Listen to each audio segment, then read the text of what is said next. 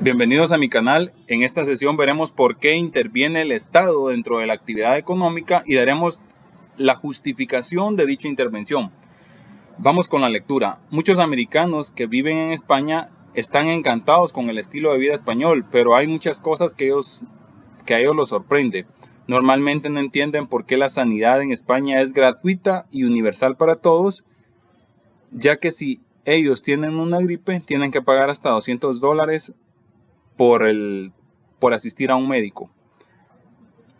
También les suele extrañar que las tasas universitarias sean unos pocos miles de euros.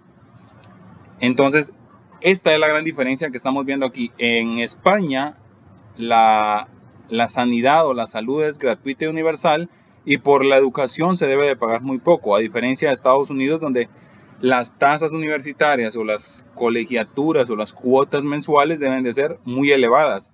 Entonces vemos la diferencia. En Estados Unidos es necesario tener altos ingresos para poder optar a una universidad. Entonces la universidad o el estudio hasta cierto punto pierde esa esencia de puede entrar a la universidad alguien que está preparado o que tiene las capacidades, sino también, además de las capacidades intelectuales, debe de entrar el elemento de capacidad económica. Si usted puede ser muy inteligente en Estados Unidos, pero si no tiene el dinero, creo que su carrera se queda por ahí. Entonces vemos que en ese sentido es exclusivo, o sea, no incluye a todos el sistema educativo estadounidense, mientras que en España sí es factible. En Guatemala es una combinación de ambos, porque hay universidades muy caras, pero existe la posibilidad que si usted tiene la herramienta o el conocimiento, usted puede ingresar a la Universidad de San Carlos y no va a pagar, mientras que pudiera también optar por una muy buena educación en universidades pagadas. Dice que ellos tampoco comprenden esa parte de que si se enferma y no va a trabajar, el Estado paga un salario. Estados Unidos no es así, es totalmente diferente. Si la gente se enferma, no tiene goce de salario, solo hay goce de salario por horas trabajadas. Mientras que en España o países como Noruega, Finlandia, Dinamarca, inclusive los impuestos o la imposición tributaria es muy alta, pero también así la salud es gratis, y cuando una mujer queda embarazada tiene cierto tiempo preparto y cierto tiempo posparto, que no quiero decir para no equivocarme, pero sí es aproximadamente de un año la suma de pre y posparto pagado. Entonces, cosa que en Estados Unidos eso no se va a ver. Entonces vamos a pasar al siguiente elemento. Entonces vemos que estos son dos ejemplos, o son algunos ejemplos de fallos de mercado. O sea, el mercado no es perfecto, no es que se autorregule completamente por él mismo. Entonces vamos a ver ese término, fallos de mercado, y Adam Smith fue el primero en hablar de fallos de mercado y establecía que si las empresas y las familias actuaban de una manera egoísta, el mercado funcionaba a través de la mano invisible, que es un mecanismo de oferta y demanda donde no interviene ninguna persona y los precios se autorregulan o se equilibran. Y esto lleva al bienestar de la sociedad. Ahora, ya vimos al inicio de macroeconomía que microeconómicamente pareciera bien, pero macro no. Porque no todas las familias, no todas las familias buscan maximizar su utilidad por desinformación muchas veces, y no todas las familias van a actuar egoístamente. Entonces van a haber una minoría que actúa de manera bondadosa y va a haber otro porcentaje también de personas que actúan de manera egoísta, pero que no van a maximizar el bienestar general de la sociedad. El texto da un ejemplo, dice que si una empresa vende un producto y los consumidores no están contentos con las prestaciones de este producto o con el precio, van a dejar de comprarlo. Entonces a la empresa solo le quedaría o bajar el precio o mejorar el producto para poder recuperar esos clientes. En ese sentido, el mercado obliga a la empresa a mejorar, ya sea disminuyendo costes o mejorando el producto, si quiere obtener beneficios. Y este proceso se conoce como eficiencia de mercado. El texto dice: el mercado ahí actúa con eficiencia. Entonces, ese proceso que acabo de describir, y lo voy a marcar aquí, desde ahí hasta aquí, ese proceso se conoce como eficiencia de mercado. Entonces, si el mercado es eficiente, en otras palabras, es que no tiene fallas. Pero eso se da en ciertos intervalos de tiempo muy pequeños, pero generalmente el mercado tiene fallas. Lamentablemente, lo que acabamos de explicar no ocurre siempre, lo que les decía. Y si la empresa es un monopolio, o sea, solo hay una empresa que ofrece ese producto, entonces la empresa puede tener precios altos y ofrecer la calidad que quiera el producto. El problema es que en ocasiones las empresas tienden a actuaciones de la sociedad en general, y las empresas solo tienden a ofrecer un producto único y que no satisfaga las necesidades del consumidor. En ese escenario estamos en un mercado ineficiente. El texto lo describe como el mercado entonces no sería eficiente. Entonces ya vimos aquí una imperfección de mercado, que es cuando existe un monopolio. Y esa imperfección de mercado hace que el mercado no sea eficiente, o en otras palabras, ineficiencia de mercado. Si todos buscamos nuestro interés, se puede dar situaciones de grandes desigualdades sociales. Abusos de empresas, contaminación, abuso de trabajadores o crisis que dejen millones de personas sin trabajo. Entonces aquí está contradiciendo o argumentando por qué Adam Smith está mal al decir que el actuar de manera egoísta lleva al bienestar general de la sociedad. En estos casos no estaríamos llegando al bienestar general que decía Adam Smith, y por tanto el mercado está fallando.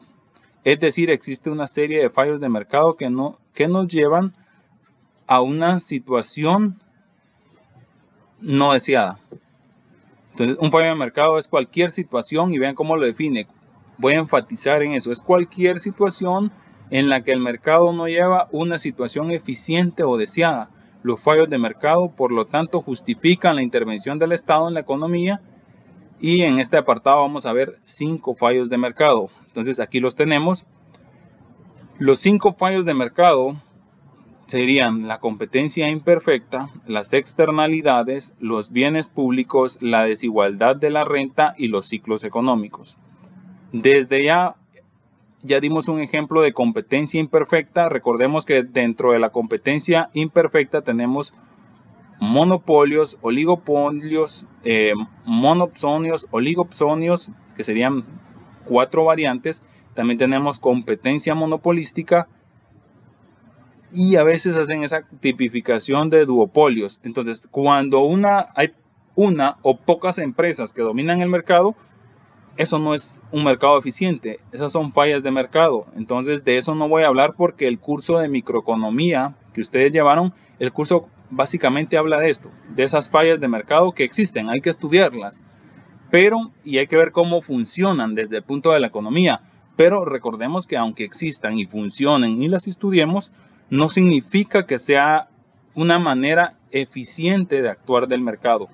Entonces no voy a hablar de eso. Recuerden que también en los países el gobierno interviene sobre esa competencia imperfecta, que es una falla de mercado. Entonces el gobierno interviene con leyes antimonopolio. Guatemala no tiene leyes antimonopolio.